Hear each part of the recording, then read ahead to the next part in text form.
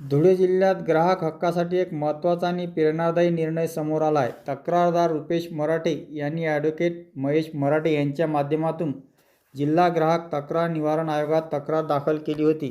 तक्रारीनुसार संबंधित ग्राहकाच्या अनुपस्थितीत कोणतीही पूर्वसूचना न देता वीज मीटर बदलण्यात आले होते. तसेच आवश्यक नियम आणि प्रक्रियेचे पालन न झाल्याचा मुद्दा आयोगासमोर मांडण्यात आला.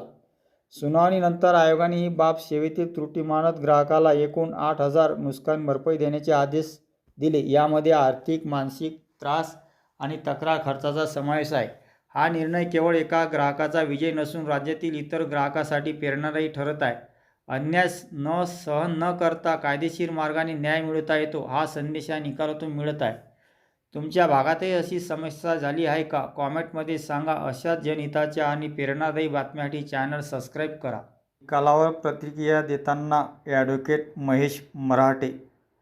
स्टार्ट. नमस्कार, मी ॲडव्होकेट महेश प्रकाश मराठे.